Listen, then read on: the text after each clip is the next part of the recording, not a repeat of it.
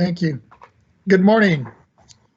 I believe we're all ready to start. If I could have Ms. Taylor please call the roll. Thank you, Chair. Chairman Vasquez.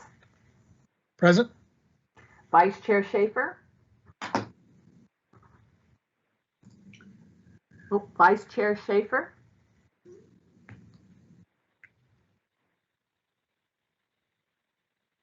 I think he's muted.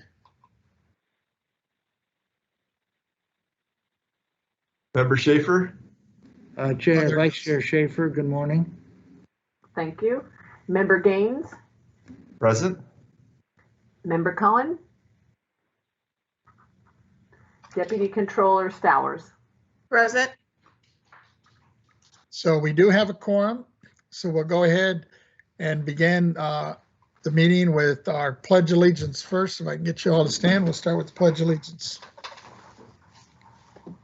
I pledge allegiance to the flag of the United States of America and to the republic for which it stands, one nation, under God, indivisible, with liberty and justice for all.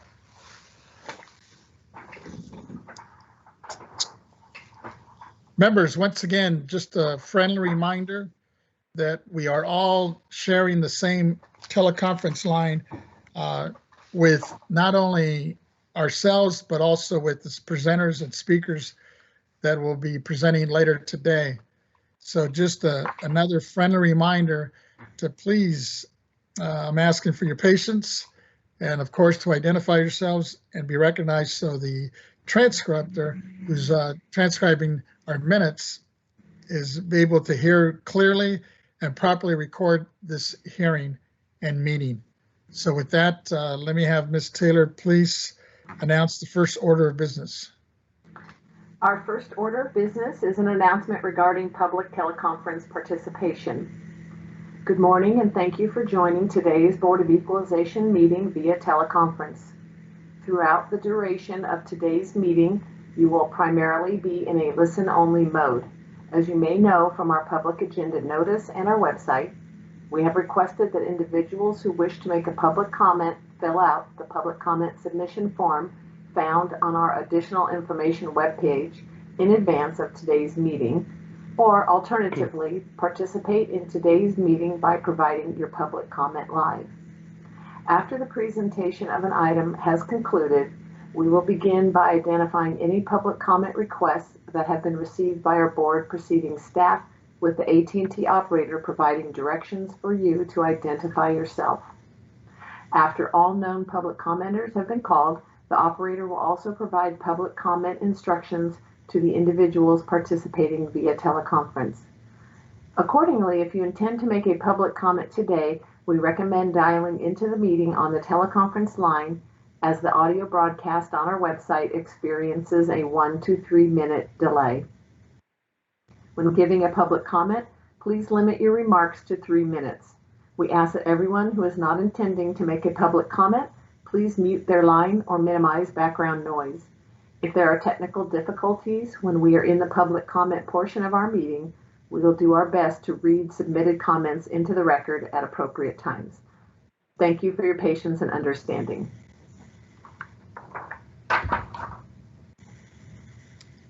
Thank you, Ms. Taylor. With that, will you please call the first item? Yes. Our first item for the day is item K3B, Other Administrative Matters, the Property Tax Deputy Director's report by Mr. David Young on the analysis and implementation planning of Proposition 19, the Home Protection for Seniors, Severely Disabled, Families, and Victims of Wildfire or Natural Disasters Act of 2020. Mr. Young? Yes, good morning. Good morning, Chairman Vasquez and honorable members of the board. As Ms. Taylor pointed out, my name is David Young, and I'm the Deputy Director of the Property Tax Department. And also with me today, I would like to also introduce Mr. Don Gakel. He is the President of the California Assessors Association and the Assessor of Stanislaus County. Mr. Gakel has very graciously offered to one, either make comments after my presentation, and he's offered also to be available for any questions you may have.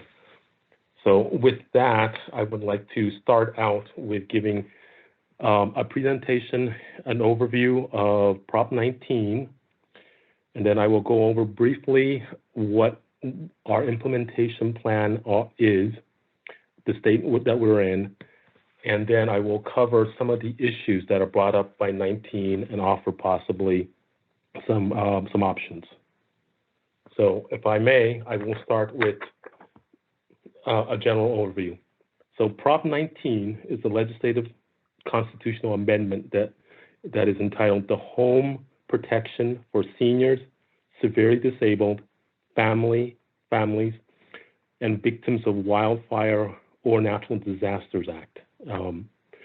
That proposition adds Section 2.1, 2.2, and 2.3 to Article 13A of the California Constitution.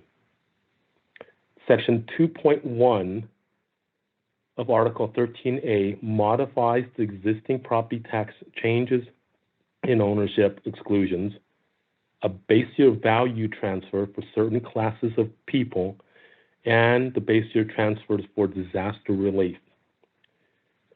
Section 2.2 of Article 13A establishes the California Fire Response Fund in the state treasury and requires annually transferring a specified amount and establishes the County Revenue Protection Fund and continuously appropriates money in that fund for purposes of reimbursing eligible local agencies as provided for.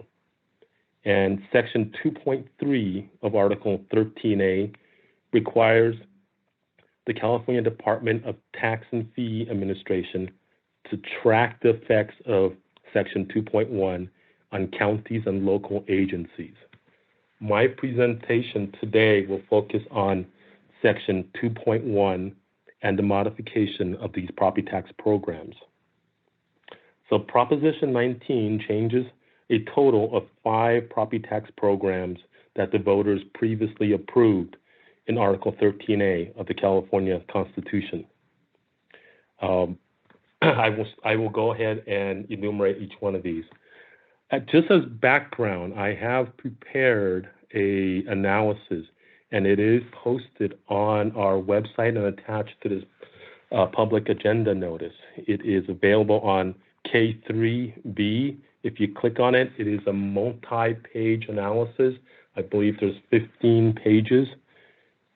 The first column basically enumerates each provision of 2.1 B through E. The second column is my summary of what it does. The third column is a summary of some of the issues that are brought up, and the fourth and last column are possible solutions and how to address them. That is for background material.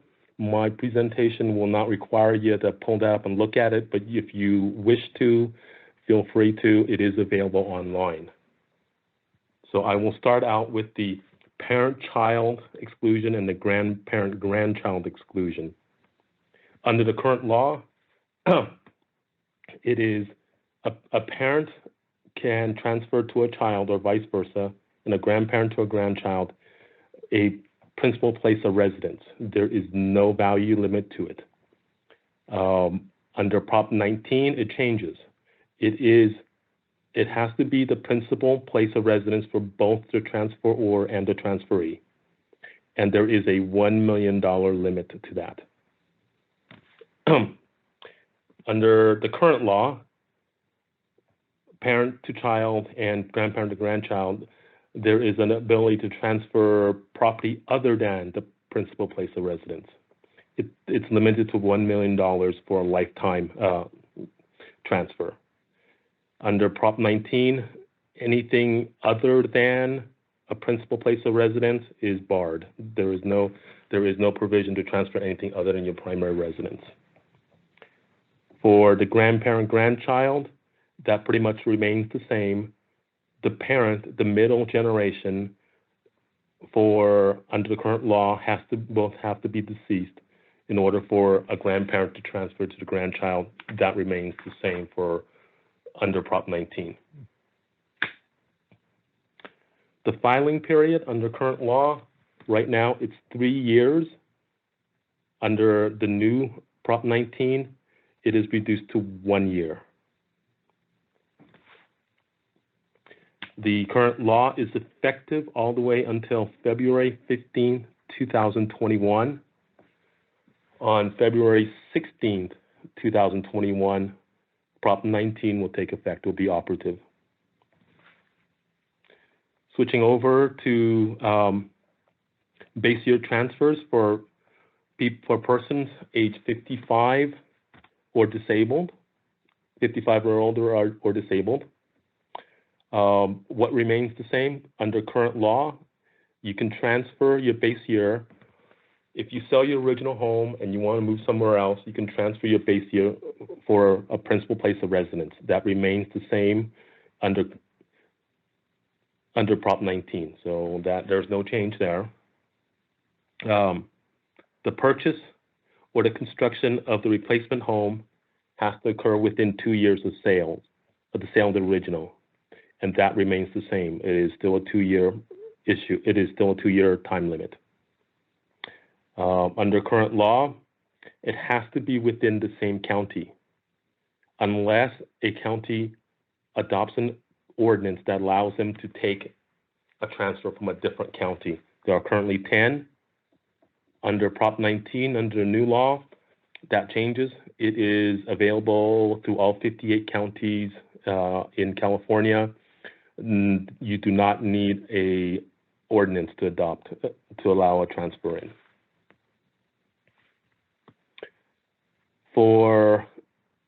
Under the current law, if you purchase the property prior to the sale, it is 100%. The replacement property has to be 100%. It cannot exceed 100% the value of the original home. If you purchase the replacement within 1 year of the sale, you can go up to 105%.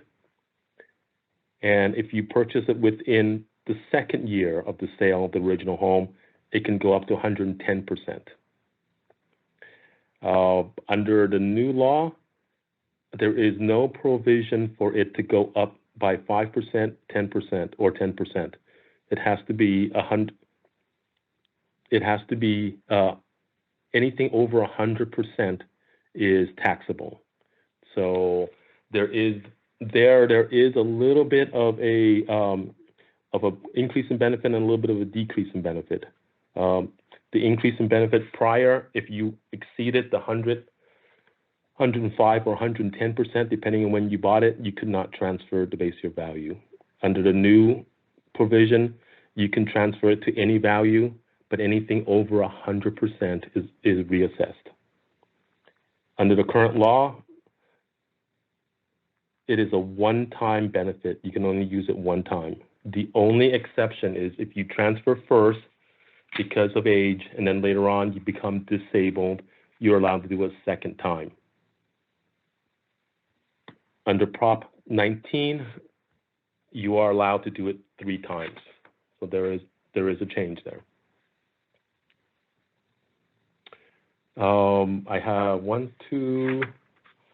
I have 3 more things which I'll cover quickly, and then we can switch.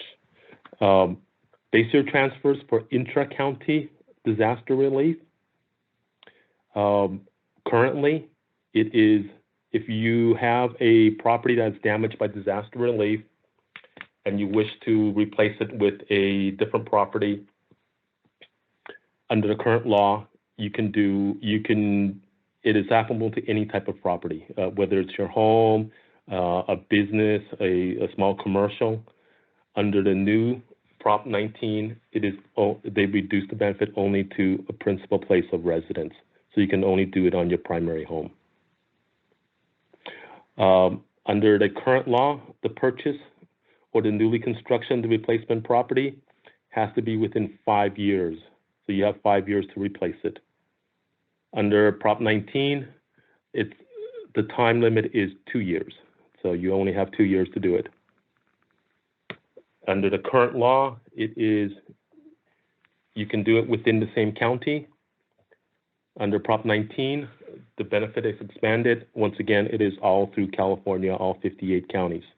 You have the ability to transfer to any county, from any county to any county. There's a change in the value limit under the current law. It is 120%. Anything above 120% of the value of the original home is reassessed. Right now, it is under Prop 19, it will drop down to 100%. So no more 20% over. Prop 19 will become effective April 1st, 2021. The old one will sunset March 31st, 2021. For base year transfers for inter-county disaster relief, it is under the current law, you can transfer your principal place of residence's value to a replacement home. That remains the same for Prop 19. So there's no change there. It's only for principal residences. The purchase or the construction of the replacement has to be within 3 years. Once again, under Prop 19, that timeline is reduced to 2 years.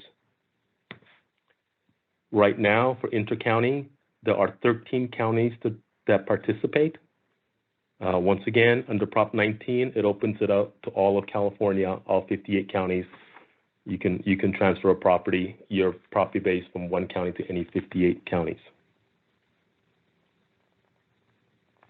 There is a difference, once again, in the value limit. Under the current law, it's the same structure, 105 and 110 and 115%. If you buy your home within the first year, it's 105, 110%. If it's within the second year, 115% of the original property, value of the original property. Under Prop 19, the amount is reduced to 100%. Anything over 100% will be reassessed. And the effective date on that is the same. The old law is effective through March 31st, 2021, with the new Prop 19 effective April 1, 2021. So that is a broad overview of Prop 19, what it does and how it changes what is currently available. I will go through some of our implementation that the staff of property taxes are reviewing and stuff that we've already done. So as of right now, we have actually updated and included this information on our website on Prop 19. If you go on our website, the very top banner, there's a Prop 19 link. If you click that, it gives you some information on the differences that I just enumerated for you.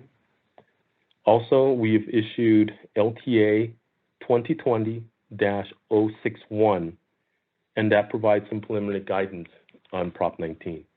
It also gives an example of how to calculate what is basically for parent-child, how that works and calculation and what is accessible. And so I would guide you to our website. It's LTA 2020-061. So those are steps that we've already taken. What we are doing right now, we're in the middle of formulating our implementation plan. We have identified many steps, but I'm sure there are some that are missing. So I will cover some of the stuff that we have identified and that we are in the process of doing. We're identifying some property tax rules that will need to be amended. So far, we have 3. It's property tax rule 462.040. That has to do with joint tenancies. 462.160, and that has to do with trust, and property tax rule 462.180, and that has to do with legal entities. These are existing rules. They will need review and most likely some amendments. What we have not done yet is identified all the new rules that will need to be promulgated. So we are working on that. Much of that will actually depend on perhaps legislation forthcoming. What we have also, we're looking at, or we're going to develop and amend certain forms. So far, we've identified about 6 of them. Most of them are either the preliminary change in ownership report or the change in ownership statement, the parent-child exclusions, and a couple other forms that we will need to take a look at and see if there's anything that will need changing. And we will also work with the assessors in identifying any new forms that will need to be created. We're identifying handbooks, guidelines, LTAs, annotations, and other guidance that will need to be developed, amended, or depublished. So there are some annotations that we have that are currently out there. They are fairly extensive. Staff will begin their review of our annotated letters and some of our LTAs. Right now, we're putting together our implementation plan. It will come with some timelines and what type of resources and we'll need to complete the work. Lastly, I wanted to bring up a couple of issues with each one of these programs that I've identified. So if you look at the analysis, the matrix that is developed, those will all be in the 4th column. So for the base year transfers, one of the key items that was identified is that the taxpayer now only has 2 years to complete the transaction, where the prior law allowed up to 5 years. So unfortunately, that is now embedded in the Constitution instead of statute. So if there is a desire to change or lengthen that timeline, that will require a constitutional amendment. And for a base year transfer, that may become an issue in the future. Right now, even with the 3-year period and the 5-year period, there has been concern that for many folks that have experienced disaster, sometimes the insurance settlements aren't quite completed are not completed timely. So the 2 years may become an issue in the future. Another difference that will require a constitutional amendment is that the replacement relief amount for a base year transfer now is only 100% of the original. Prior disaster relief allowed up to 120%. So that decreases the benefit a little bit. What may require some implementing legislation is we need perhaps some clarification on Prop 19. Does it actually mean to replace the base year transfer provision provided by Prop 609110? For parent to child, there is explicit language that sunsets the old parent to child, but there is not that same language for Prop 609110, which is the base year transfer for 55 and older and for disabled folks. Something else that may need clarifying legislation, the issue of must the full transaction occur on or before April 1st, 2021. Transactions that straddle the date, which statute applies. If you transfer your base year value, you sell your home prior to April 1st, and you buy the replacement after, which statute actually applies. So that may require some clarification there. And the last thing that I've identified for base year transfers, what we may be able to do with property tax rules or guidance. Can a taxpayer that has already used Prop 609110, the base year transfer, receive relief again under Prop 19? Prop 19 actually offers the opportunity for you to do it 3 times. So if you already used it, does that preclude you from using Prop 19 in the future? If it does not, do you still get 3 more tries, or do you only get 2 after that, 2 more opportunities? So guidance or rulemaking may be able to address that. For proposition for the parent-child exclusion and the grandparent to grandchild exclusion, there are a couple of concerns there also. One, it's provided now in the Constitution that they must file within 1 year. So that is now embedded in the Constitution. It excludes any other property other than the family home. And it limits the benefit to basically $1 million. So implementing legislation that may be helpful is, right now, there are no provisions for prospective relief. So if you do not file a claim for the parent-child exclusion within 1 year, there is no provision. If you file a year or more than a year after, there's no prospective relief. You can't get it as of that day moving forward. So perhaps implementing legislation would be able to provide for that. And also, there is no provision, there's no legislative provision for any type of filing requirements. A couple of things that we may be able to address with property tax rules or guidance. For transfers that occur on or before February 15th, does the old Prop 58 parent-child apply, or is it the new one? Probably some guidance or perhaps a property tax rule would shed some light on that. And a couple of other issues that we've already gotten inquiries on is, must the principal place of residence be ongoing? There is a requirement that they file that it be the principal place of residence of the transferee. Does that mean it has to be ongoing? What happens if a taxpayer no longer qualifies? Do they lose that ability to transfer the base year after?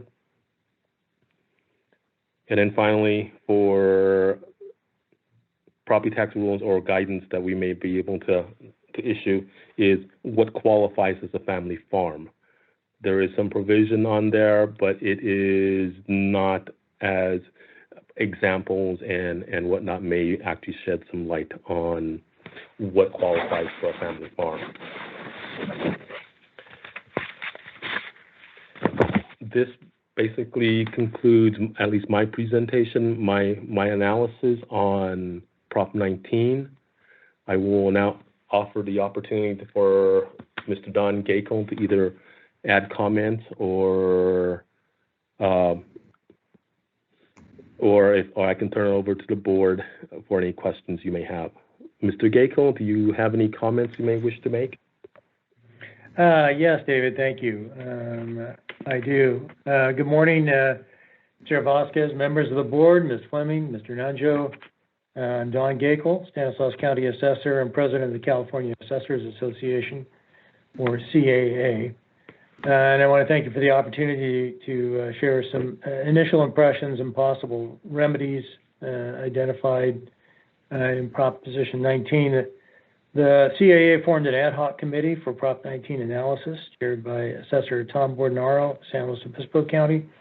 The work of the committee was done primarily by staff subject matter experts of the assessors who joined the committee, and I would just like to acknowledge them. The report that we sent to board members and to staff was prepared largely by the work of staff subject matter experts that included Barbara Edgington, San Luis Obispo County, Jim Rooney, Assessor of Amador County, David Ginsburg and Nora Galvez, Santa Clara County, Teresa Valdez, San Bernardino County, Nicole White Gamble, Los Angeles County, and also on the committee was Glennis of the BOE staff. So anyway, I just wanted to recognize those people. They were the real people behind the report that was sent out to members. Many of our concerns parallel Mr. Young's analysis, and I don't want to repeat things that he's covered. Most of the comments and questions that assessors are getting do revolve around the parent-child exclusion changes. Mr. Young has identified many of the concerns that are included in the assessor's report, but I wanted to add that there are a number of issues that need to be resolved. He mentioned prospective filings regarding the parent-child exclusion, and those will likely be some provisions would be helpful to be made for those, because some inheritance situations take quite a number of years to resolve. And it may be that, one child perhaps files and moves into the house, but in the result of the settlement of the estate, it ends up going to another child who wouldn't necessarily have the opportunity to apply without some clarification on prospective application for exclusion. Some other issues also on parent-child exclusion include the requirement for an exemption, and if people are not allowed, there is no provision for appealing denial of an exemption, which would be the homeowner's exemption in this case, to a local assessment appeals board. So if the exclusion were denied because the assessor denied the homeowner's exemption, then it's a question of what would be the options for the homeowner, and how would they handle that situation? What would their options be? Another important aspect of the parent-child exclusion for assessors is the Prop 19 doesn't really explain what we do if the taxpayer moves out and is no longer in the home. It doesn't really explain what we should do. The intent language seems to indicate that the home has to be continuously occupied, but the actual language doesn't necessarily explain what we should do and what value we should enroll should they no longer qualify. So that would need to be clarified either through legislation or rules, likely legislation. So those are some of the concerns we had that were not necessarily covered by Mr. Young. I think he covered most of the issues over base year value transfers, and in the case of disaster relief, if existing statutes or existing constitutional provisions are not addressed, then there will be confusion over which sections of the Constitution or the law apply in the case of disaster relief or base year transfer options. So those are issues that need to be addressed. So I think the biggest change in the parent-child, as Mr. Young said, has been the loss of ability to exempt $1 million in other property, which under current law has. That definitely goes away by constitutional provision. There remain places where existing benefits would be narrowed, as Mr. Young said, in that taxpayers would lose some of the increases in percentage increases in market value that they could apply to replacement properties. And then again, you know, a decision about what dates are we using if the sell a replacement property and acquire a property 2 years later, what market value are we comparing? And what date are we using for that market value comparison for application of the exemptions? So those are the major, some of the major issues. Certainly, I would encourage the board members to look at the CA report. There's a lot in there. The committee did a lot of good work, and I would be happy to answer any questions that the board members may have.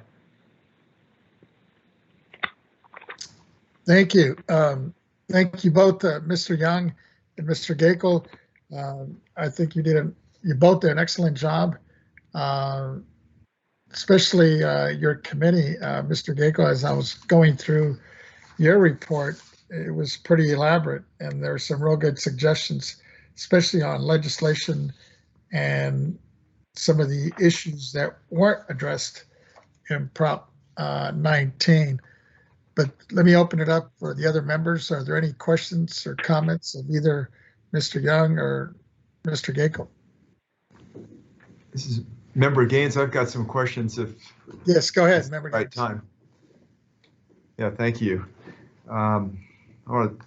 Thank you very much for the presentation, Mr. Young and Gakel. Appreciate it. And I've had some people ask me about property held in a trust, where the trust determines that the property will go to another family member or even children. So I'm just wondering, does it make any difference if it's in a trust or not in a trust? Let's say it's a single family home. If I may offer first, and then Mr. Gakel, I'll turn it over to you. It would not, because it's held in a trust, it should not matter. The only, in my opinion, the only thing that may be of concern is sometimes the trust is not settled for some time thereafter. And as Mr. Gakel already pointed out, for a parent-child exclusion and a grandparent-grandchild exclusion, you have basically a year in which to apply and to get that exclusion. If the trust takes more than a year to settle, there is no provision for prospective relief. They may be not eligible for that type of relief. So once again, I think that prospective relief would be a very needful thing to consider for cleanup legislation or implementing legislation, exactly for those types of transactions. Okay. Mr. Gakel, your thoughts? Yeah, I would just add that it should not make a difference other than what Mr. Young has already brought out and what we've discussed on prospective filings, given the time it takes to resolve either trusts or estates. From a practical standpoint, when a property owner dies, or when the last original trustee dies and it transfers on to parents, to the children, in a case of parent-child transfer out of a trust, we're looking at still looking at the date of death. Yeah, okay, As the valuation date. sure. And then, we'd be looking inside the trust to see, how that was allocated and how it was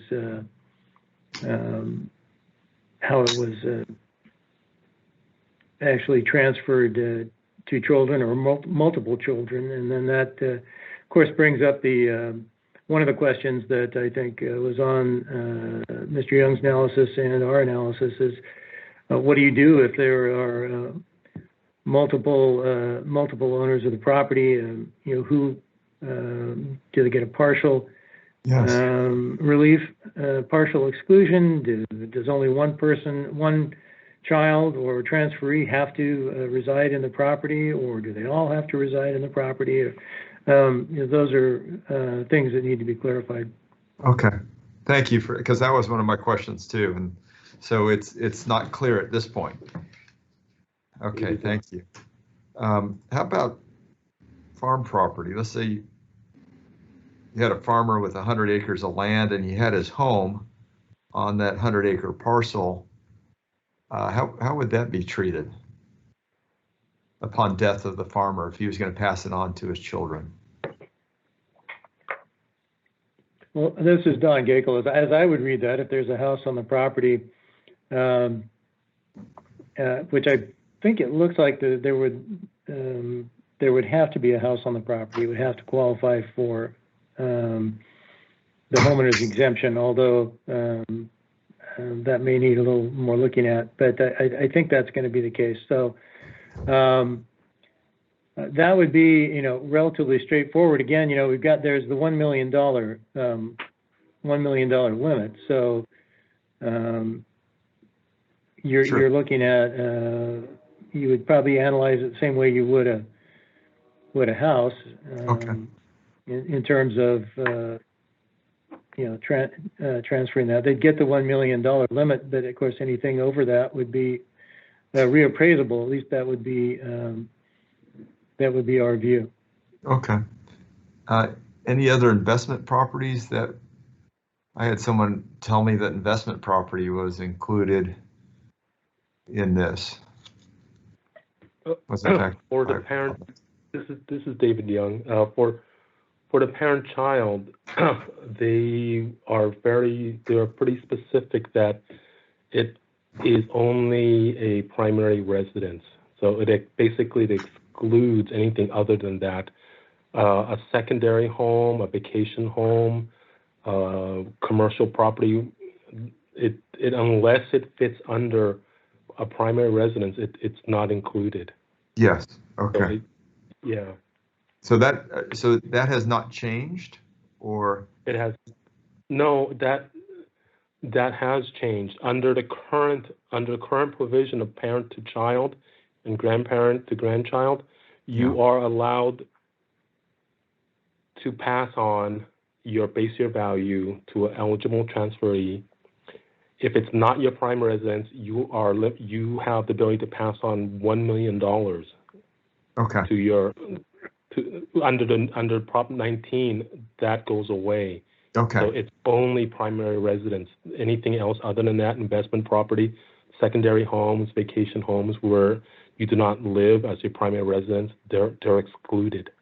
Okay. So, example, let's say a family had 2 rental properties worth, let's say, $300,000 each, Right. and a $400,000 home. The home could pass the children if the children live in it, or we'll get clarification as to whether it's one child or all of them. But that's a weird scenario. So that has the opportunity to be excluded, but the 2 rental properties are now subject to taxation upon death of the parents. Correct. And that was not the case before if it fell under $1 million in value. Yes. So under the scenario you just posed, you have a primary residence, the parents live in it. It's worth it's $400,000 on the taxable value, and for the 2 rental homes they have, each one of them $300,000 each. Under the old rules, you could pass on the primary residence. There is no value limit to it. If it's your primary residence, that can go into a eligible transferee without reassessment. The Okay. two Okay, so there's rental no, homes, let me clarify that again. Did you say for a home Yes. valued over $1 million, there's no limit if it's transferred to one of the children and they live in it? under the current Prop 58 193, under the Okay. current, under Okay. the new Prop 19, that changes. Yes, There's $1 million limit on it. that's right. That's right. That's the way I Yeah, understood. so under the old, under the old scenario, under the old law, the primary residence would go, the base year value would be able to be transferred without value. Under the new, $1 million. Yes. Okay. For the two vacation homes under the old, you could do it under the $1 million lifetime cap limit.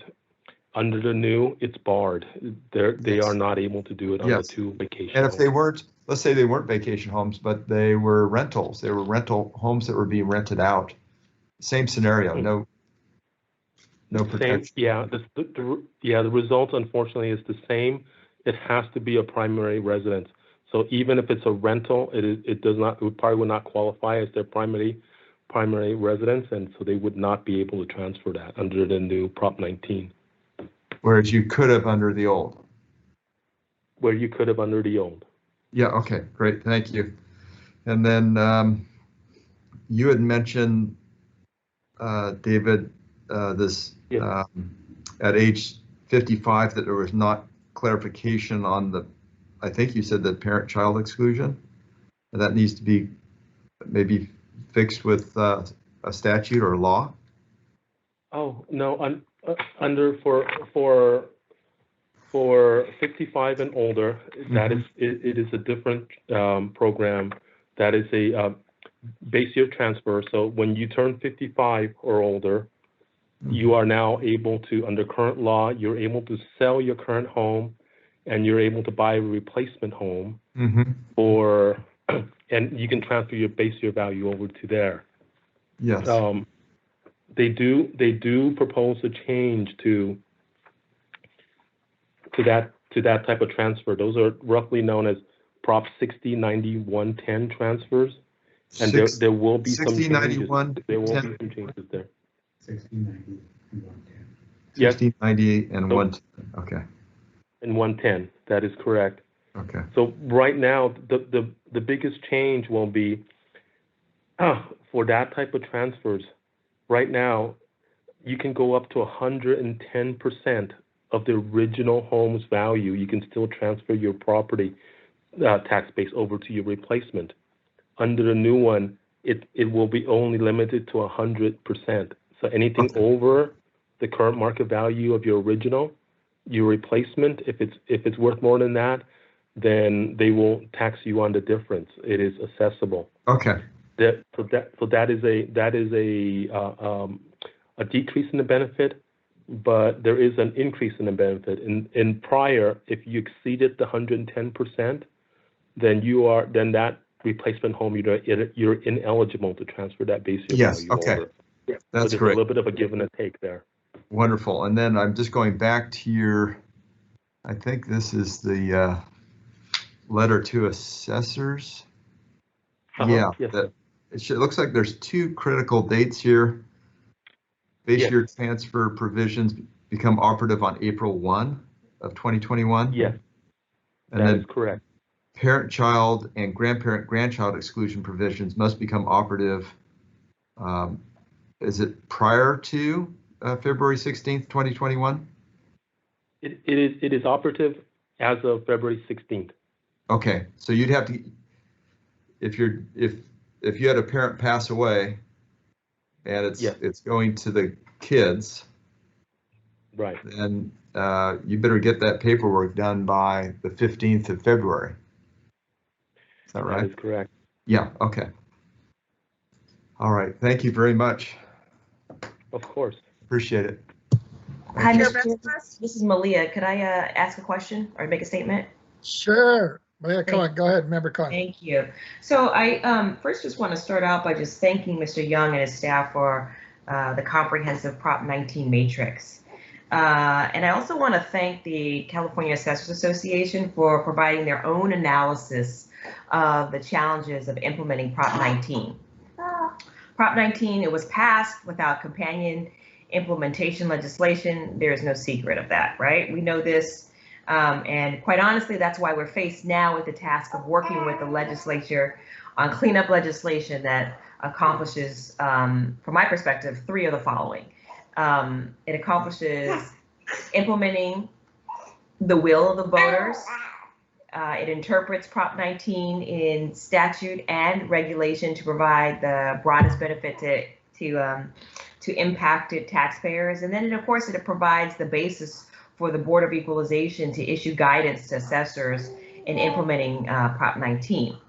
And so with that said, we all recognize the initial clarifications that must occur through the legislature enacting the cleanup legislation. I think that there are two immediate issues. First, how Prop 19 will apply to, quote, transfers starting April 1st, 2021, and we heard some discussion around that. Specifically, how will the transactions begin before April 21st, 2021? How will they impact? What would be the impact transactions conducted for the transactions that are conducted after April 1st of 2021? And then I believe that the goal of the cleanup legislation would be to provide the broadest benefit possible, consistent with the language of Prop 19. And then the second point or question really is, what will be the practical impact of Prop 19 on transfers between parent-to-child and grandparent-to-child transfers of principal residence after February 16, 2021? And I think that's also what Mr. Gaines was getting at in his line of questioning. So these issues also pose additional questions. A couple will, frankly, children or grandchildren be required to live in the home? We don't know. Will they have to live in the family farm that's transferred or inherited on or after February 26, 2021? I don't know. But February 16th is going to be here before you know it. Another question is, could multiple siblings qualify for a homeowner exemption? We heard Mr. Young say that he's going to have to look into that. Could the law governing homeowners exemptions be amended to allow any additional special homeowner exemptions for children or grandchildren who inherit or have residences? Another question I have is, what happens if a child or a grandchild has to temporarily leave the principal residence? What if they're going away to college? What if they're arrested and go away to jail? I don't know, but what happens to this property if there's a change of job, if they go to military deployment, or any other kind of a compelling reason? And then one last point is, I'm curious to know if all of that will trigger a reassessment, because technically, I guess if you interpret the letter of the law, it would trigger a reassessment. And I would beg the question that make the statement that we need to look at this and we need to account for this and create legislation that will be dynamic. And then, the converse of that argument is, what happens if the child or the grandchild returns back to the property? Is that going to also trigger a reassessment? So these are the kind of things and the kind of questions that are that need to be addressed. And I quite frankly believe that the commitment should be to answer these questions in a manner that most benefits individual taxpayers and provides the least burden as possible. And thank you. Thank you. All great questions and comments. Vice Chair Schaefer, yes, go ahead. I think it's a priority matter for us that we help resolve the ambiguities in Prop 19. We need emergency legislation, but that even emergency legislation is takes months because they like to assign it to committee and nobody's going to meetings anymore.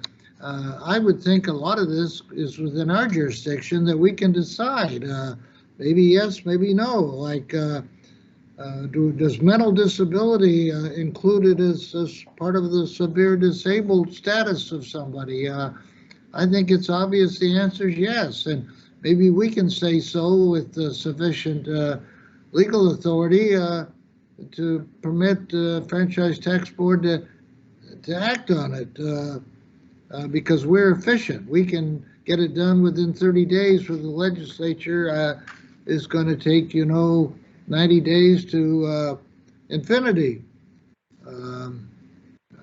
Could somebody assist me on letting us know if we are stuck with having to have a legislative solution, or can we ourselves resolve this and get some respect for that?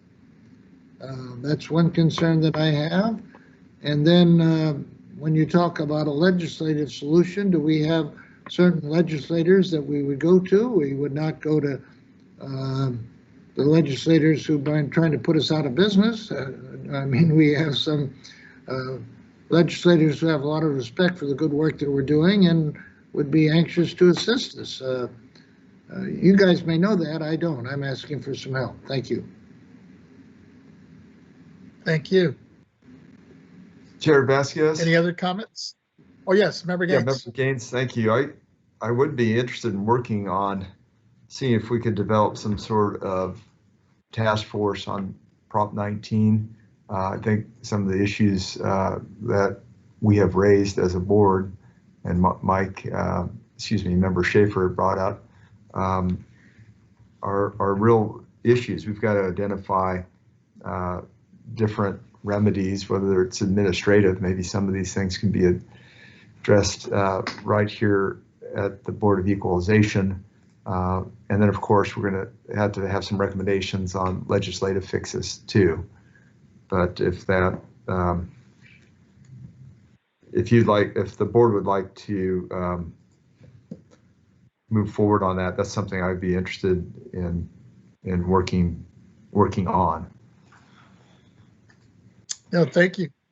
Let me see if there's any other comments or questions from the other members. I know we have some written comments. Chairman Vasquez? Yes, Member Stowers, go ahead. Stowers. I actually have two questions. And one is more technical, and I'm just going to put it out there. I don't think I really need for staff or the assessors to respond. But when we were talking about farmland and how it would be treated when it comes to the parent-child exclusion, I was wondering about mixed-use property. Mm-hmm. Let's say the parent has the primary residence on top and down is the retail shop. Mm-hmm. I'm just curious on that, on how will we bifurcate that? I'm assuming the retail would not be part of the exclusion. And I'm sure you guys have already thought about this, and it's probably in your very detailed and wonderful analysis. So I don't really need an answer right now. And then as far as Member Gaines' suggestion about a task force, a BOE task force, I'm just kind of curious about such a task force when the assessors already have an ad hoc committee working on this, and part of that ad hoc committee is the expertise from BOE staff. So I'm just wondering, are you thinking, Member Gaines, to have an additional task force, or for a member or two to work in collaboration with we already have in place? Yeah, thank you. It would be in collaboration, absolutely. I don't want to reinvent the wheel, and so we want to work with the Assessors Association, and I think that would be a great effort. We've got a great team here at the BOE, and so we want to make sure that was collaborative in nature. But I think there should be action taken by the board so that we're kind of at the forefront in terms of what is being required, and we could be communicating with the legislature working with them, and then also identifying what we can do within the BOE itself. Yeah, that all sounds good. If there's no other comments or questions from the members, I want to ask Ms. Taylor, because I know there's some written public comments that we need to read into the record, and then also check with AT&T if there's any public comments. I'm sorry, Chairman Vasquez, before we go to written comments, I just want to kind of respond to Member Gaines's comment. So yeah, you're absolutely right. It should be done in collaboration with what we already have in place. And I'm just, it's been a long 2 days. We already authorized to have a task force from the board with Member Cohen and myself leading that task. We did that last month. And we were just waiting on this report to decide on where we would go, our next step. Okay, now was that, as my understanding, that was just legislative? No, well, that's you know what? That's a good question since we didn't do it as a motion, so it's not really documented. Well, we can discuss it when we'll figure it out. And we'll after this, go ahead, public comment, then we can flesh it out later on what we want to do. Okay, I'm open to that. It could even be divided. You can have one effort in terms of what we can do at the BOE with our authority, and then what needs to be done legislative would be one way of dividing it, or whatever folks have in mind. I'm open. Okay, let's have a conversation after we take more comments. Members, this is Brenda Fleming. Just a comment to clarify and note on what Deputy Controller Stowers has mentioned.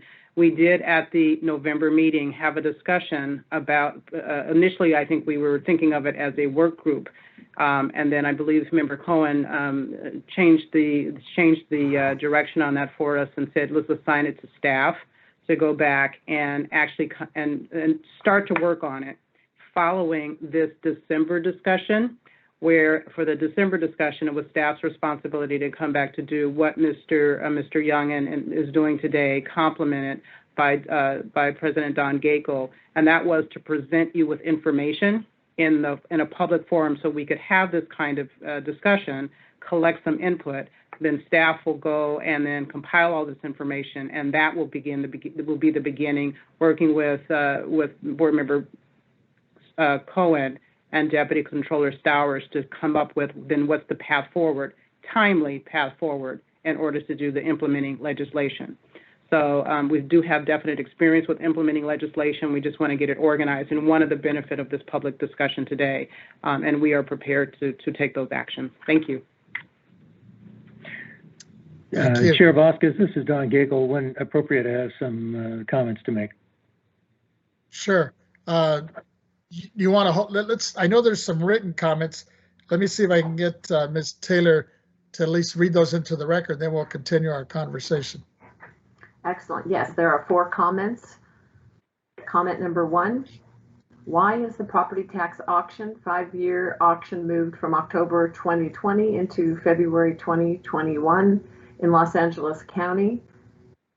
Should be October 2021 or no set date. This is COVID-19 times, people. When we are in a COVID-19 situation, others postponement until October. Property tax owners trying to make ends meet, and you, the government, think it's okay to have this. We in like a Great Depression. You guys have no feelings at all. Yeah, we knew 5 years, but 5th year postpone. You care about the people, not yourselves. Treasurer and tax collector, you people think all is okay.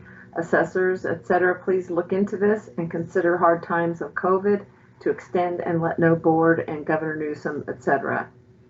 Why does all the children of the grandparents have to be deceased to get the grandparent to grandchild exclusion? The children, never there. Grandparents were, and you must think this is fair. Should be amended and have the California voters vote on it, not really helping. Then in other hand, higher taxes on a home, you see, was raised and passed down family to family, was $800 in the 70s rate, now close to $4,000. Not right at all.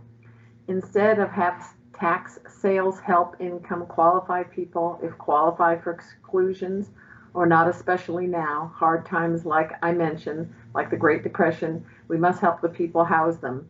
You get funds to help people who need it most, affordable payment plans, 5-year friendly service with treasurer and tax collector payment matters, assessor people, trained staff for exclusions.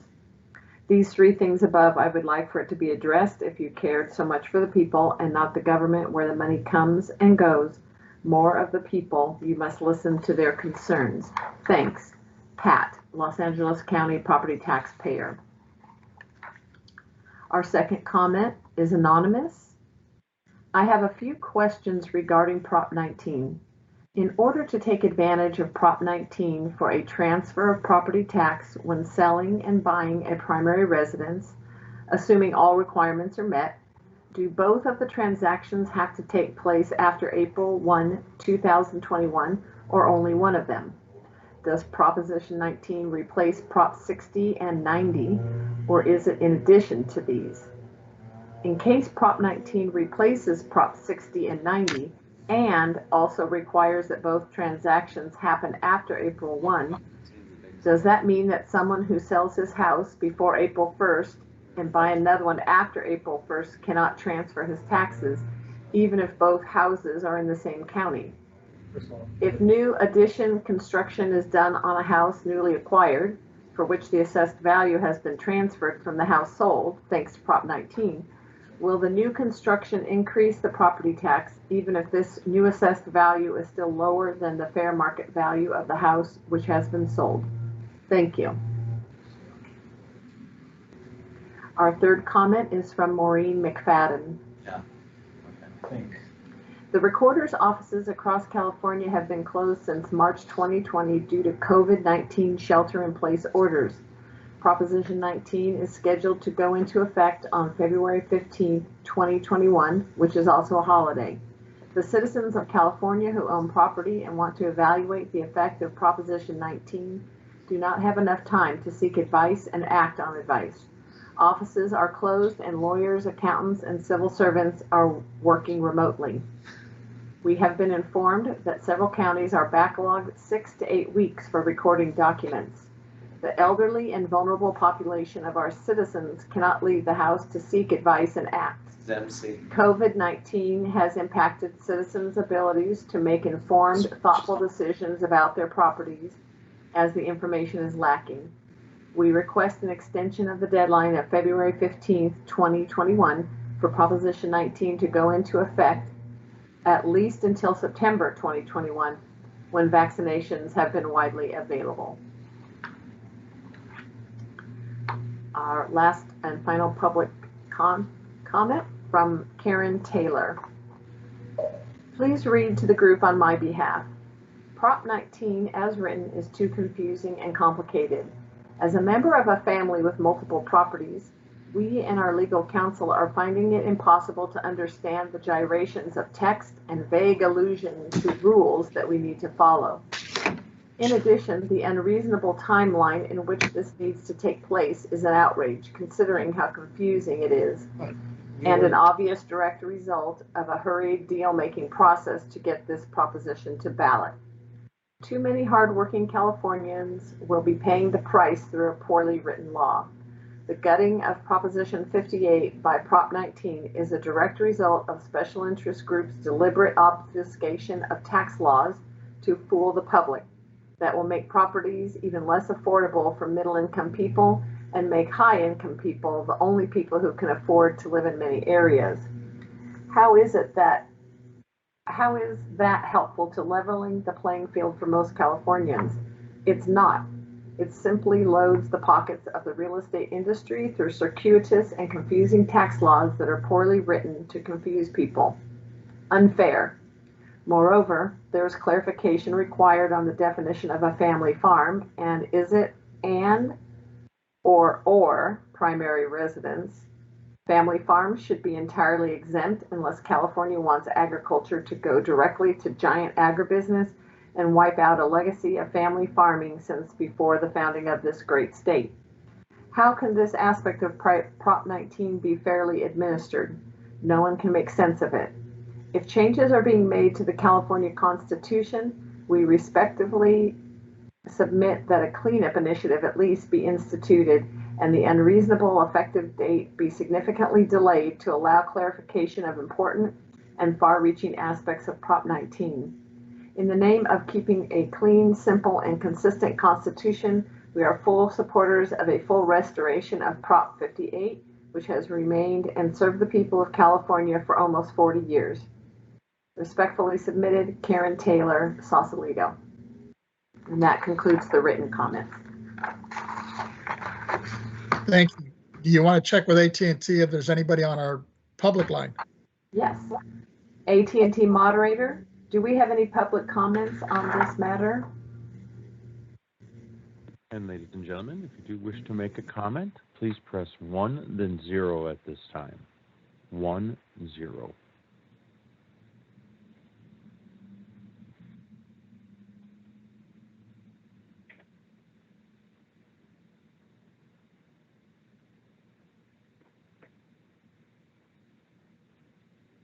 And we have no one queuing up for comment. Thank you. Vasquez?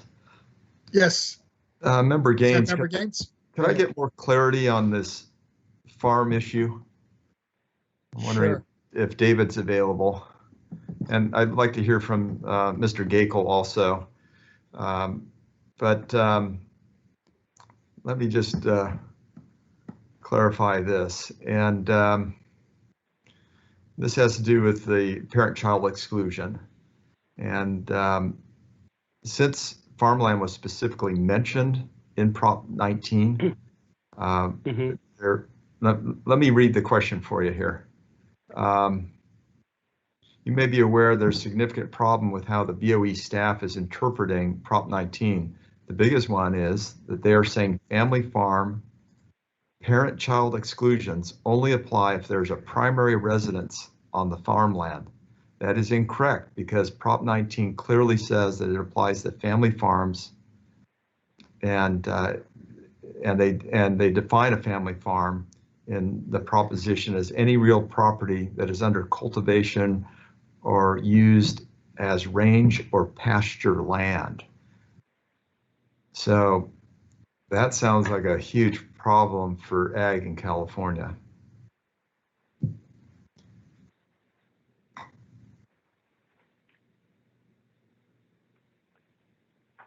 I'm taking a quick look at the language here, if you will bear with me for a second.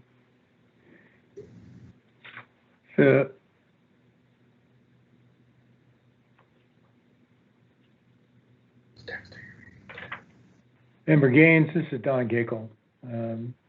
Yes. I'm looking at the language and the so it talks about the requirement for transfer of a replacement primary residence. It also talks about the section C.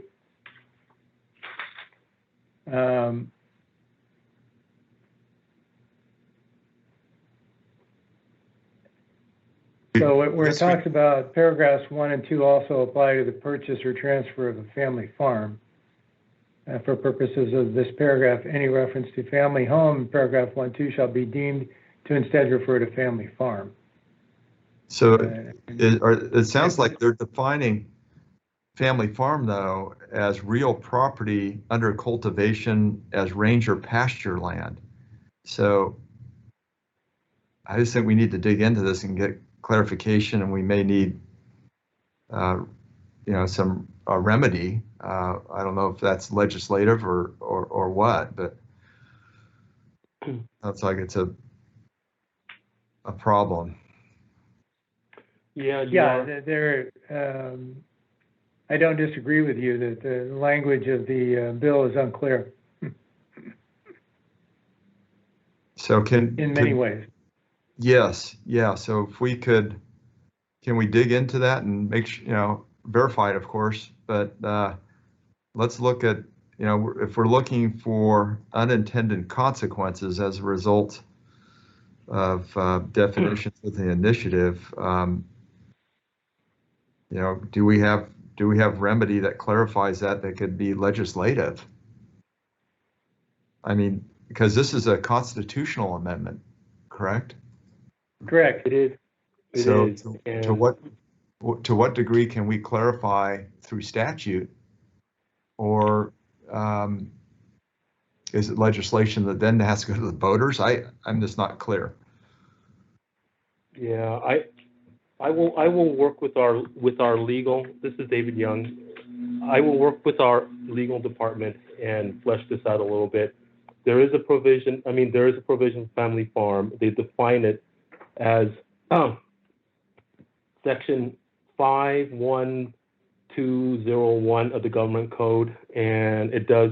And I have the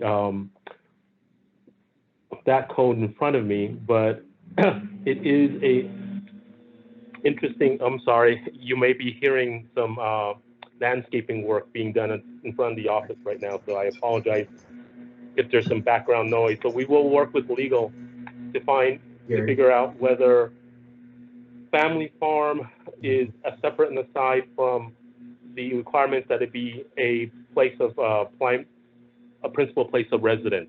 So there's a requirement that it be a principal place of residence, but they also define a family farm as qualifying as that. So I will look into it further with the assistance of our legal department. It is one of the many issues that will need to be fleshed out just a little bit more. Yeah, this is a constituent that's asking these questions. So right there, and the focus is on section C. I'm not sure. 3. Okay. Yes. Member Gaines, this is Chief Counsel Henry Nanjo. Yes. So this, suffice it to say, there are a number of issues that both Assessor Gakel and Dave Young have kind of tried to highlight for the board in their presentations. This is one of the issues that Proposition 19 has a lack of clarity. I believe the commenter that you received or you read from is correctly identifying the fact that the definition applies to both family farms and family residences, but the challenge and the reason BOE staff has pointed out the issue is, at least arguably, the way Proposition 19 is written, there could be an argument that, yes, family farms apply, but also there's a requirement that you reside on the family farm. Okay. If there's no family, if there's no residence there, the question is, how is that accomplished, and how is that provision of the proposition met? So there are a lot of issues like that where some of the language is internally inconsistent with itself. Okay, and is that something we can do through our rulemaking as the BOE? Could we provide that clarity? The challenge is we would have to look back at the intent of the legislature, and one of the things that make this difficult is we as BOE could try to clarify some things, but clearly if the legislation comes out and it's either different from what we've issued or in opposition of what we issued, there could be even more confusion created. So that's part of kind of the issues that staff is trying to work out. Okay, very well. So let's, will you keep me apprised on this, and we need to make sure that we figure out a solution, and I'd like to work on this, because it really, I think that I mean, if you're looking at Prop 19, shouldn't it really just apply to the home itself and not go beyond, you know, arable land or agricultural land?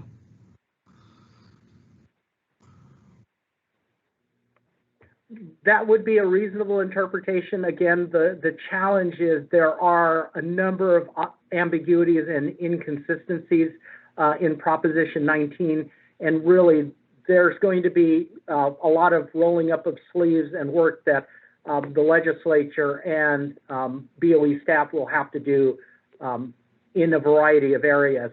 And then as Mr. Young pointed out in his presentation, some of the things are beyond both the legislature and BOE because it may require constitutional fixes. Okay. All right. Thank you very much. So let's stay on top of it. And if you report back to me on this, I would really appreciate it. It's very important. Absolutely. Thank you. Thank you.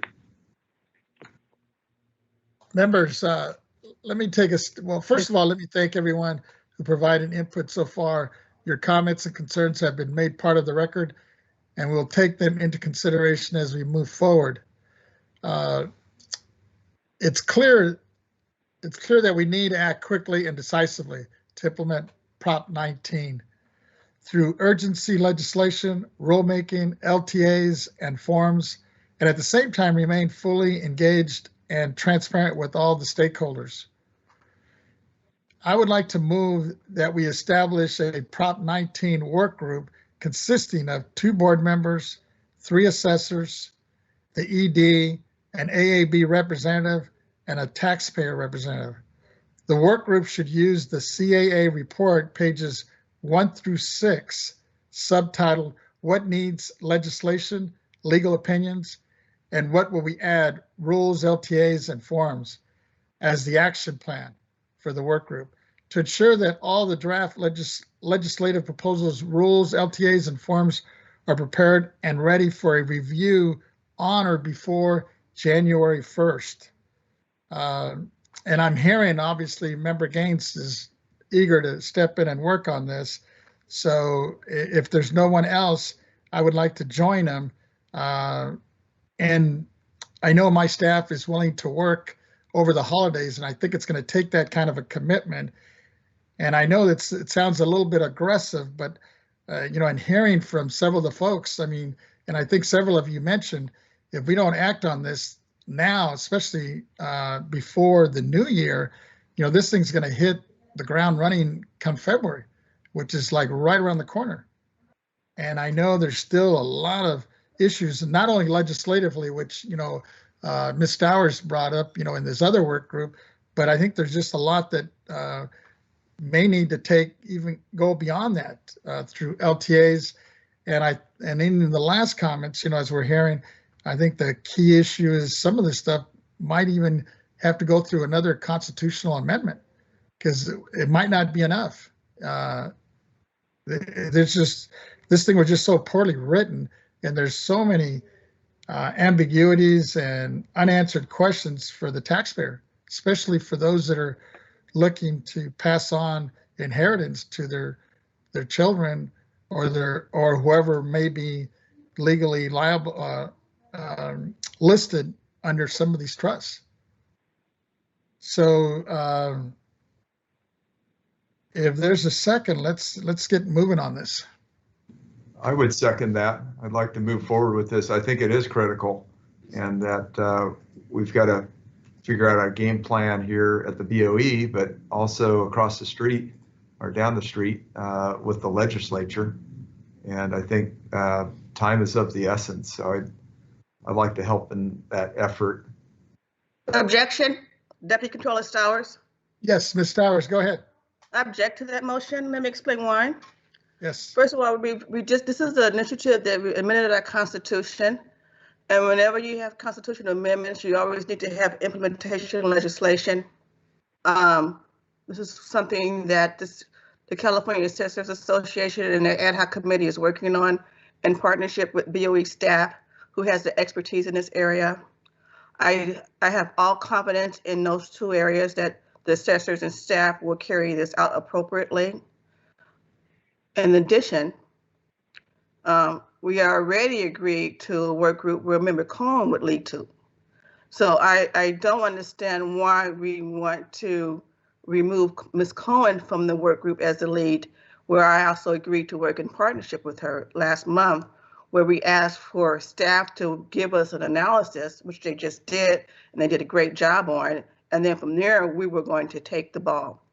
And our goal, at least my goal, was that once we got this analysis, we will continue to work with the assessors and staff on it, but we would not form some other type of group where we're going to exhaust resources and in my opinion, create some type of a work group that is redundant, is duplicate of what the assessors have already done. And I'm not really sure if we're needed at this stage. So I oppose the motion and I would be voting no on it. Anybody else? Yes, this is Malia. I'll be joining Yvette Stowers and voting no. Okay, anybody else? I guess I'd like a little more clarity, since there was no motion at the last board meeting, and it was my understanding that it was not a task force, that it actually called for this discussion at this meeting. So where do we stand?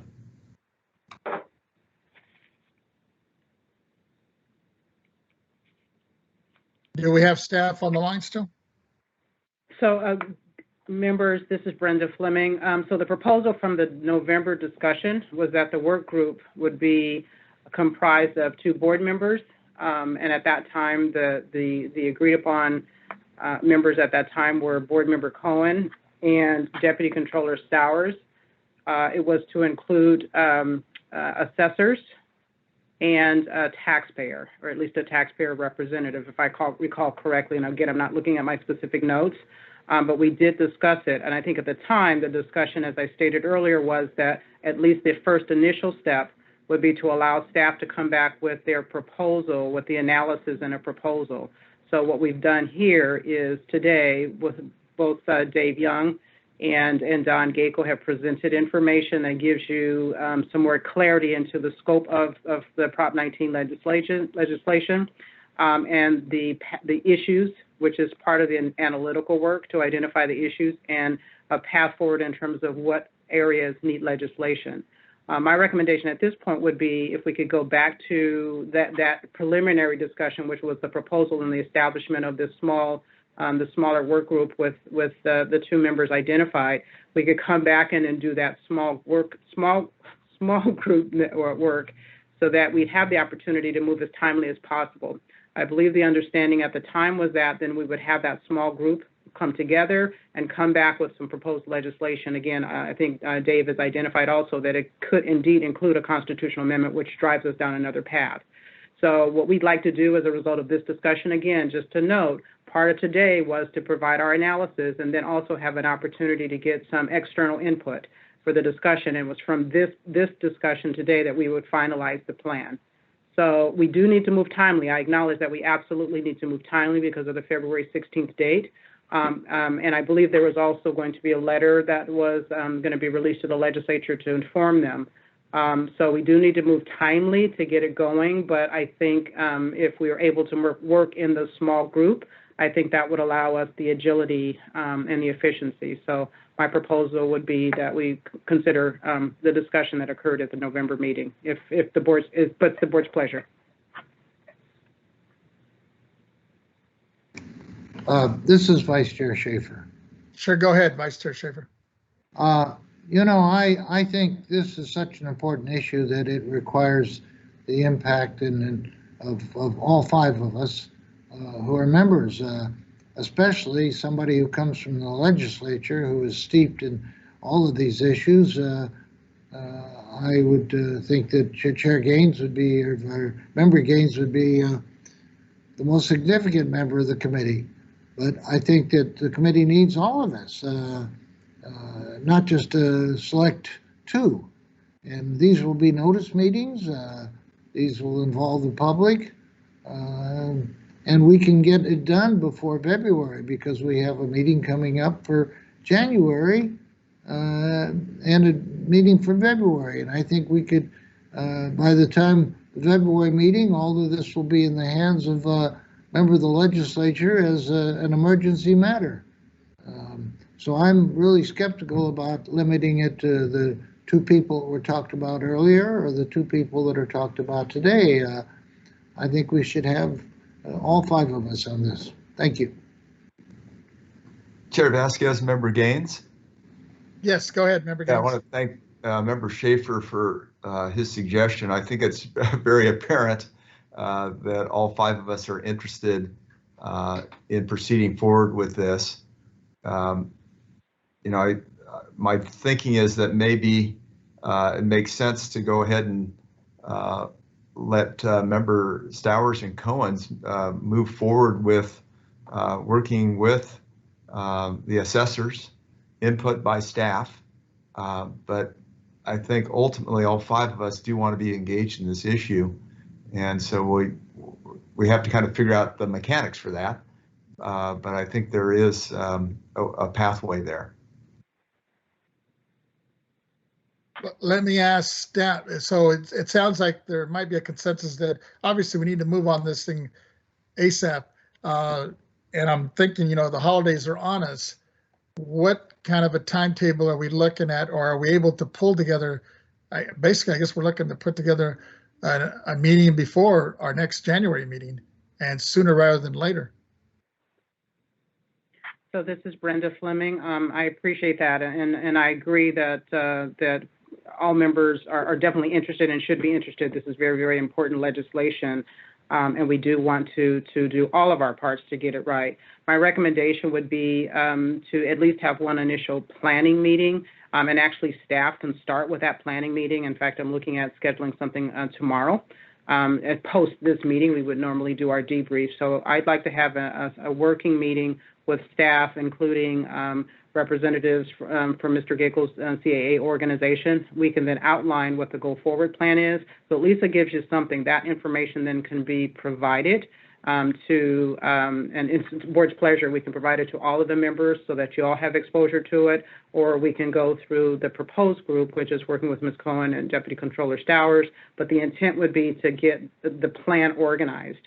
And if we can at least start with working on that outline tomorrow, the next step then would be right after the first of the year, we could, again, continue to push material out to the legislature. If the members, if it's your pleasure that you would like to have a meeting before the January meeting, that certainly is an option. It's the board's pleasure if they want to try to do it that way to report out. I just note that to the extent that we have, you know, interim meetings for the large body, it does take the same resources away from actually doing, you know, doing the legislative work. But I do appreciate that, you know, that you all want to be involved and have a right to the information. I don't have the calendar in front of me for the January meeting, but I want to say it's, I believe, around the 26th. So if staff are online, if you can confirm that date for me for the January meeting. But I think, you know, the goal would be to have, our initial goal was to at least have a plan with some potential early drafts of legislation so that we could get in that January bill introduction timeframe. Because again, what we have to do, members, and I know you appreciate this, what we also have to do is line up, line up the legislature to identify who would be carrying the bills for us, and so that would be an absolute role that all of you could collaborate on as to, you know, the approach to finding someone to carry the bills for us. We usually will work on technical bills through committees, et cetera, but that is subsequent and additional discussions that need to occur to actually identify who we're working with in the legislature. So again, from our perspective, from staff's perspective, we'll start our discussions and our next steps tomorrow, and then we'll be expeditiously working through crafting initial legislation. Question, if I Deputy could. Controller Stowers here. Yes, go ahead, Ms. Stowers. Thank you very much. Appreciate it. So the next BOE meeting is January 26, 27, 2021. Want to get that on the record. So Ms. Fleming, you're talking about a meeting between staff and the assessors to continue your good work to resolve, to have a plan on how to resolve some of these issues, which I think is, which I'm in agreement with that. I respect everyone's desire to have a role in this as elected officials, but I do think this is a point in time that we need to allow those experts and not the elected officials to flush out the issues. And then they can always come back to the elected officials to decide if that's a policy area that they would like to pursue. And I think it's a big, I was going to say a fine line, but it's not a fine line. It's a major difference between administering something and setting policy. And you all are responsible for setting policy. And I think that we really need to allow our experts, our staff, to look at the technical difficulties of the constitutional amendment and come up with what type of less change implementation legislation that we would need, which is common whenever you have a constitutional amendment. You always need implementation language. So I support allowing staff to do their job. That's what I want to say. Okay. Member Gaines, go ahead. Yeah, thank you. I appreciate Member Stowers' comments. That seems logical. It seems to make sense. We are policymakers, so we can let them review it. Our staff working with the California Assessors Association, and then bring that forward to us. I think time is of the essence. So yeah, I think it does make sense to see if we can fit in another meeting. Of course, we've got to allow time for staff to meet with the Assessors Association too, prior to that next meeting. So that is a challenge logistically, but I'd sure like to hear from President Gakel and also from our executive director. Yeah, this is Don Gakel. I certainly would support and look forward to working and discussing both the BOE staff report and our report with BOE staff to hammer those things out and come back with recommendations. The CAA's full intent to work collaboratively with the Board of Equalization staff and other stakeholders, including as an association working with the legislature, and also I think it's important to bring in to include the proponents of this bill and this initiative, the realtors, to make sure that we come up with implementing legislation and rules that are acceptable to all and will avoid problems down the road. So I would look forward to meeting with BOE staff if that's certainly the direction the board takes. Vice Chair This is Brenda Fleming. So I appreciate the comments from President Gakel. Do appreciate that, and we have been, as was indicated earlier, we have been working together. CAA again has an ad hoc committee, and BOE staff have been participating in that. So this is not, we're not just starting this work. There's been a lot of good work done to date. I think if the board's pleasure would be to give us additional time to flesh it out. As you see, this legislation is complex and definitely needs some cleanup. Again, the path would be, some aspects of it would be legislative actions, including, obviously a constitutional amendment, we think, in some areas, but also some rulemaking. And so what I'd like to do is have staff come back as we work together to come back and really outline what those individual paths are.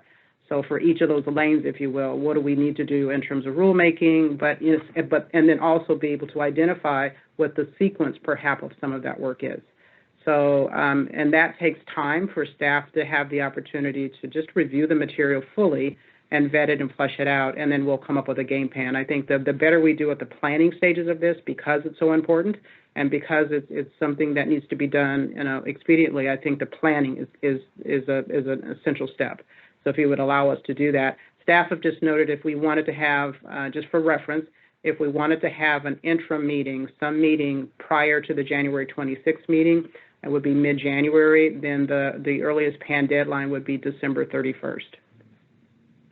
So then, of course, it's a question of, how quickly we can pull information together, number one, to see if we could be ready for a mid-January meeting, and then two, just to be clear on what the purpose of that meeting would be so that we would use the time well. I'll direct it back to the Chairman. Well, Vasquez. members, yes, so it sounds like the earliest we could probably pull something together would be maybe that first week of January then. Obviously, because you have New Year's, the holiday right there. You mentioned the December 31st. Does that give you, the staff, enough time to meet, I guess, with the assessors and others? So we have had some meetings already, and our work has been done. So what we'd like to do, if I may ask, I'm not sure that the board needs to make a decision right now at this moment, but if we could give staff, again, as I mentioned, tomorrow, we'll be circling back with some more discussions, and then we could circle back with you members to identify a midterm timeframe. So that way we can look more specifically at what the dates would be. And that gives us an opportunity also to have more dialogue, for Don and I to have more dialogue about, timing and how do we get it all done. We need to get to that level of specificity. My focus right now is to do quality work so that we get something that is a solid plan. And so we just need the time to finish doing that work, if the board would allow at least through another week or so to give us that opportunity. I'm comfortable. Chairman Vasquez? Yes. You said December 31st. Go ahead. I just want to, I'm looking at the calendar. Ms. Fleming said the earliest for a PAN would be, PAN notice would be December 31st. But so I'm assuming that the latest, if we were to have a meeting sometime mid-January, like the week of January 18th, if we count backwards, we wouldn't have to have a PAN out by the 31st. It'd be more like the week of January the 4th, if I'm doing my math correctly. Does that sound kind of appropriate, Ms. Fleming? Yes, I'm looking at the calendar now too. So if we were to hold and I'm ballparking it at this point, if we were to hold, and I'm asking staff to listen in and send me a message here, if we were to hold a meeting on January 19th, perhaps, because I think what they were looking at, if we had it the week of the 13th or the 14th, then you would be looking at a 12/31 PAN. If you were to hold it the following week, which would be the week of the 18th, then you'd have a PAN by the 7th. Okay. So a January 8th, for example, January 8th PAN would allow us to have a meeting, looks like staff confirmed for me, the 19th or the 20th. But then we would then turn around the following week and have a second meeting. Question when Member Stowers is finished? I'm finished, thank you. Go ahead, Member Gaines. Great. And then, Thank you. Oh, I'm sorry. I'm just wondering if we want a little bit, We do does it recognize. make sense to have more separation between meetings rather than a week? If you could in fact get a PAN out by the 31st, you could have a meeting on the 12th, couldn't you? Wouldn't that be Tuesday, which I think would be 2 weeks prior to our next board meeting? So is there value in having that 2-week time span between meetings in order to, review what was brought forward by the participants? I don't know. I'm just throwing it out there. I don't know if we need, because we could act a little bit more quickly if we did it, earlier in January. That's all I'm suggesting. I'm thinking that. I appreciate that. And just members, just for the record again, if the board's pleasure to go back to the original proposal, we can continue to work with Member Cohen and Deputy Controller Stowers so that you have some member input into it, so that we can still anchor there, but it still allows us to get into a little bit more detail to move as timely and efficiently as we possibly could on this. Yeah, great suggestion. And then if I could offer just a record for staff, if you could just confirm for me, if we had a meeting on the 12th of January, can you shoot me the PAN date? Would that be, confirm that for me, thank you.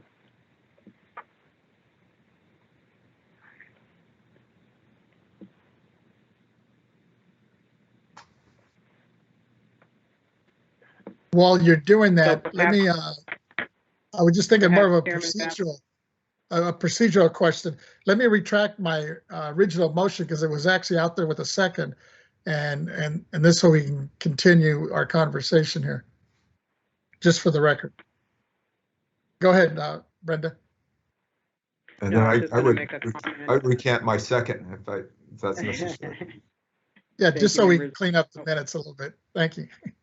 Right. So members, if I may, one of the other things for you to consider at this point, if we want to, now that we've had the discussion, perhaps pause for the discussion at this point.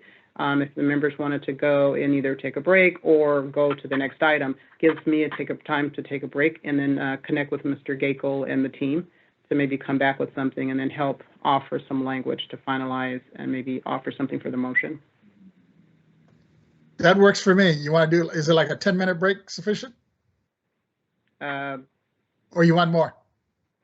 Yeah, 30 minutes would be a little more helpful, All right. I think.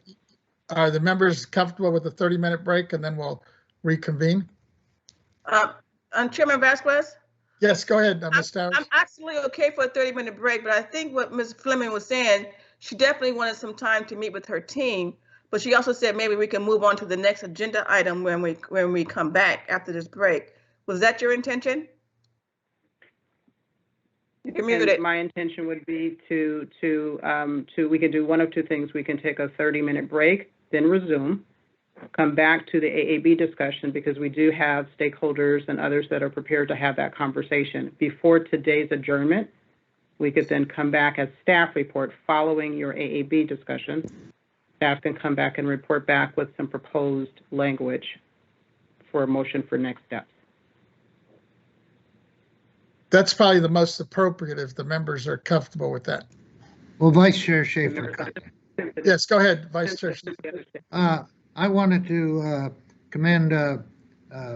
Gakel for suggesting that we have contact with a representative of the real estate profession as to what we're coming up with. I'd also like to expand that to inviting a representative of the Farm Bureau to be aware of what we're doing, because these people work with the actual owners and may have some good input that would help us do our job. Thank you. Thank you. So with that, members, are we prepared to take a 30-minute break? And then when we reconvene, we'll go ahead and get into the next item, giving staff a little bit more time to give us hopefully a better understanding in terms of the logistics and the timetable that we can pursue this Prop 19 issue. Is that comfortable with everybody? Yes. Okay, I'm seeing nods. So would you approve for the board coming back at perhaps a little bit long, 35 minutes, promptly at 1:30? That's what I was thinking, 1:30. Is that that sufficient? That'll get us started. All right, sir. So we'll take a break. We'll reconvene at 1:30. Thank you, members. Thank you all. See you in a bit.